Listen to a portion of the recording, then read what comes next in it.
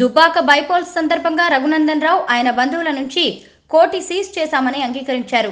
మునుగోడు ఉప ఎన్నిక సందర్భంగా కోమటిరెడ్డి వెంకటరెడ్డికి చెందిన 3,50,00,000 నగదు సీజ్ చేశామని చెప్పారు. 2016లో ఓ వర్గానికి చెందిన అధికారులతో ప్రత్యేక బృందాన్ని ఏర్పాటు చేశామని రాధాకిషన్ రావు చెప్పారని రిమాండ్ రిపోర్టులో పోలీసులు తెలిపారు. ఈ కేసుకు సంబంధించి ఇప్పటికే మాజీ డీఎస్పీ ప్రణీత్ రావు, అదనపు ఎస్పీలు భుజంగరావు, తిరుపతన్నలను అరెస్ట్ చేశారు. ఈ కేసులో కీలక వ్యక్తి అయిన ప్రభాకర్ రావు అమెరికా నుంచి హైదరాబాద్ వస్తున్నారని సమాచారం.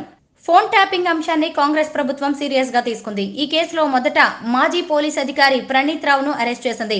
విచారణలో ఆయన ఇచ్చిన సమాచారం ఆధారంగా అడిషనల్ ఎస్పీలు భుజంగరావు, తిరుపతన్నలను అరెస్ట్ చేశారు. బీఆర్ఎస్ ప్రభుత్వ హయాంలో ప్రతిపక్ష నేతల ఫోన్లతో పాటు ప్రముఖుల ఫోన్లు ట్యాపింగ్ చేసినట్లు ఆరోపణలు ఉన్నాయి. ముఖ్యంగా నేతల ఫోన్లు ట్యాప్ చేసి వారి ఎన్నికల సంబంధిత వ్యక్తిగత విషయాలపై నిఘా పెట్టారనే అభియోగాలున్నాయి. తెలంగాణలో ప్రభుత్వం మారిన సమయంలో ప్రణీత్ రావు ఫోన్ ట్యాపింగ్ ఆడియో రికార్డ్ చేసిన హార్డ్ డిస్క్లను ధ్వంసం చేశారని పోలీసులు గుర్తించారు. ప్రణీత్ రావు ఇచ్చిన సమాచారంతో మరికొందరు అరెస్టులు జరుగుతున్నాయి.